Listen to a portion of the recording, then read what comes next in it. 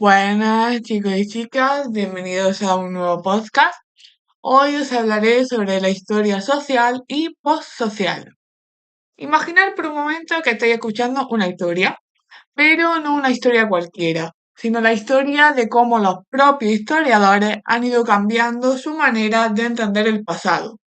Porque la historia no es solo lo que ocurrió, sino también cómo decidimos explicarlo. Y precisamente ahí es donde comienza nuestro viaje, en una transformación profunda que tiene lugar a partir de la década de 1970. Hasta ese momento, durante mucho tiempo, la historia había estado dominada por un enfoque muy concreto, la historia política tradicional. Era una historia centrada en los grandes personajes, en los reyes, los presidentes, los parlamentos, las guerras y los tratados. Era, en cierto sentido, una historia desde arriba, donde lo importante eran las decisiones institucionales y los grandes acontecimientos. Pero algo empieza a cambiar. Los historiadores comienzan a sentir que esa visión es limitada, que deja fuera demasiadas cosas. ¿Qué pasa con la vida de la gente común, con las condiciones económicas, con las estructuras sociales que condicionan la vida de millones de personas? Esta pregunta abre la puerta a una nueva manera de hacer historia, que es la historia social. La historia social no surge simplemente como una ampliación temática, sino como un cambio radical en la forma de entender la sociedad. En lugar de poner el foco en los individuos y sus decisiones, lo pone en la estructura. En lugar de preguntarse qué hicieron los líderes, se pregunta qué condiciones hicieron posible que actuaran de determinada manera. En el fondo, la historia social se basa en una idea poderosa, que existe una realidad social objetiva, una estructura que organiza la vida de los individuos y que influye decisivamente en sus acciones. Esta estructura está compuesta fundamentalmente por relaciones económicas y sociales, como las relaciones de producción, la distribución de la riqueza o la pertenencia a una clase social. Desde esta perspectiva, los individuos no son completamente libres ni autónomos. Sus pensamientos, valores, decisiones e incluso su manera de ver el mundo están profundamente condicionados por su posición dentro de esa estructura social. Es decir, la subjetividad no es algo que nazca únicamente del individuo, sino que es, en gran medida, el reflejo de su contexto social. Esto implica una ruptura con la tradición anterior. Ya no se trata de explicar la historia a partir de sujetos individuales, sino a partir de relaciones sociales. El centro de gravedad se desplaza del individuo a la sociedad y con ello aparece una nueva lógica explicativa, la causalidad social. La causalidad social significa que los fenómenos históricos tienen causas que se encuentran en la estructura de la sociedad. Por ejemplo, las revoluciones no se explican solo por decisiones políticas, sino por tensiones sociales, desigualdades económicas o conflictos entre clases. Y aquí aparece otro elemento fundamental, la idea de clase social. Para la historia social, las posiciones que los individuos ocupan en el sistema económico, si son propietarios o trabajadores, ricos o pobres, generan divisiones sociales que se traducen en identidades, intereses y formas de conciencia. Es decir, la estructura económica no solo organiza la producción, sino también la forma en que las personas piensan y actúan. De ahí que se puede establecer una relación entre posición social e intereses objetivos. Los individuos, según esta lógica, actúan para satisfacer los intereses derivados de su posición en la estructura social. Pero esta relación no siempre es directa. Y aquí es donde entra en juego uno de los conceptos más importantes y polémicos de la historia social, la falsa conciencia. La falsa conciencia hace referencia a una situación en la que los individuos no perciben correctamente su posición en la sociedad ni sus intereses reales. Esto ocurre porque las ideologías dominantes distorsionan su visión de la realidad. Así pueden llegar a actuar en contra de sus propios intereses sin darse cuenta. Por ejemplo, un trabajador puede defender un sistema que le perjudica porque ha interiorizado una visión del mundo que lo justifica. Desde la perspectiva de la historia social, esto no es un fallo individual, sino el resultado de un proceso social e ideológico. Este marco teórico es muy potente porque permite explicar por qué las sociedades no cambian automáticamente, por qué existen desigualdades persistentes o por qué los conflictos sociales no siempre se manifiestan de manera evidente. Además, este enfoque impulsa una ambición enorme, la de construir una historia total, es decir, una historia que integre todos los aspectos de la sociedad, desde los económicos, sociales, políticos y culturales en un único marco explicativo, una historia en la que todo esté conectado. Sin embargo, precisamente esa ambición y ese carácter estructural empieza a generar problemas. A medida que avanzan los años 70, algunos historiadores comienzan a sentirse incómodos con este modelo. Empiezan a pensar que es demasiado rígido, determinista, que reduce en exceso la complejidad de la experiencia humana. Se dan cuenta de que explicar todo en términos socioeconómicos deja fuera aspectos fundamentales como las creencias, los símbolos, los rituales o la forma en que las personas interpretan su realidad. Es decir, deja fuera la cultura. Y es en ese punto donde comienza lo que se conoce como el giro cultural. El giro cultural no supone un abandono total de la historia social, sino una transformación desde dentro.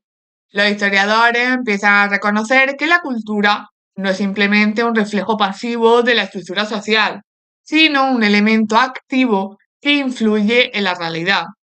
La cultura incluye todo aquello que da sentido a la experiencia humana, desde los valores a las creencias, los símbolos, el lenguaje y los rituales. Y lo importante es que estos elementos no están completamente determinados por lo económico, tienen una cierta autonomía. Esto cambia radicalmente la forma de entender la relación entre estructura y acción. Mientras que antes se pensaba que la estructura determinaba la conciencia, ahora se plantea una relación más compleja de interacción mutua. La idea es que las condiciones materiales influyen en la vida social, pero no de manera directa. Lo hacen a través de la mediación cultural, es decir, las personas interpretan su situación a través de marcos simbólicos y es esa interpretación la que guía su acción. Por tanto, la conducta humana no puede explicarse solo por la posición social, sino por la forma en que esa posición es vivida, experimentada e interpretada. Aquí entra en juego el concepto de experiencia, que se convierte en una pieza clave. La experiencia conecta lo estructural con lo subjetivo, permite entender cómo las personas transforman las condiciones sociales en significados, identidades y prácticas. Ese cambio también afecta a la manera de entender la cultura. Ya no se limita a un ámbito separado de la sociedad, sino que impregna todas las prácticas. Incluso las actividades económicas están cargadas de significado. En este sentido, lo material y lo simbólico dejan de ser esferas separadas para convertirse en dimensiones interrelacionadas de la vida social. Y esto tiene una consecuencia muy importante, el rechazo del concepto de falsa conciencia. Desde la perspectiva de la nueva historia cultural, no tiene sentido hablar de conciencia verdadera o falsa. Si las identidades y las percepciones son construcciones culturales, entonces no pueden medirse en términos de verdad o error. Simplemente son lo que son, el resultado de procesos históricos concretos. Además, se amplía la noción de condiciones objetivas. Ya no se trata solo de clase social, sino también de género, etnia, edad, religión. Esto permite una visión mucho más plural y compleja de la sociedad. Otro aspecto fundamental de este giro es la recuperación del individuo. Frente al determinismo anterior, ahora se reconoce que las personas tienen un margen de acción. No son simplemente productos de la estructura, sino agentes capaces de interpretar, resistir y transformar su realidad. Este cambio da lugar a nuevas formas de hacer historia, como la microhistoria y la historia de la vida cotidiana. La microhistoria propone reducir la escala de análisis para observar con detalle cómo se configuran las relaciones sociales. En lugar de estudiar grandes procesos abstractos, se centra en casos concretos y en historias individuales. La historia de la vida cotidiana, por su parte, se interesa por la experiencia diaria de las personas comunes. Busca entender cómo viven, cómo perciben los cambios, cómo desarrollan estrategias para adaptarse o resistir. Ambas corrientes comparten una idea fundamental, que la historia debe humanizarse y que debe recuperar a las personas como protagonistas. También introducen nuevas metodologías inspiradas en la antropología cultural. Una de las más importantes es la descripción densa, que consiste en interpretar las prácticas sociales como sistemas de significado. La cultura se convierte así en un texto que debe ser leído, traducido e interpretado. Pero el proceso no termina aquí. A finales del siglo XX se produce un nuevo giro aún más radical, el giro lingüístico. Este giro cuestiona la propia idea de realidad objetiva. Piensa que no accedemos a la realidad directamente, sino siempre a través del lenguaje. El concepto clave aquí es el del discurso. El discurso no es simplemente una forma de expresar ideas, sino un sistema que organiza la manera en que pensamos y percibimos el mundo. Las categorías con las que entendemos la realidad, como la clase, el género o la identidad, no son neutrales, sino construcciones históricas que influyen en nuestra manera de actuar. Esto significa que el lenguaje no solo describe la realidad, sino que la construye. Desde esta perspectiva, el discurso funciona como una estructura autónoma, con sus propias reglas. No depende completamente de la realidad material ni de la voluntad de los individuos. Y esto cambia profundamente la manera de hacer historia. Ya no se trata solo de analizar hechos o estructuras, sino de estudiar cómo se construyen los significados, cómo se forman las categorías y cómo el lenguaje configura la experiencia. En definitiva, el recorrido que hemos hecho nos muestra una evolución fascinante, desde una historia centrada en la política, pasando por una historia social estructural, hasta llegar a una historia cultural y finalmente lingüística. Cada etapa no sustituye completamente a la anterior, sino que la transforma, la critica y la enriquece. Lo que emerge al final es una visión mucho más compleja de la realidad histórica, una visión en la que la sociedad, la cultura, el lenguaje y la subjetividad están profundamente entrelazados. Una visión en la que ya no hay una única historia, sino múltiples relatos, perspectivas y múltiples voces. Y quizá esa sea la gran lección, que entender el pasado no es solo descubrir lo que ocurrió, sino también reflexionar sobre cómo lo interpretamos.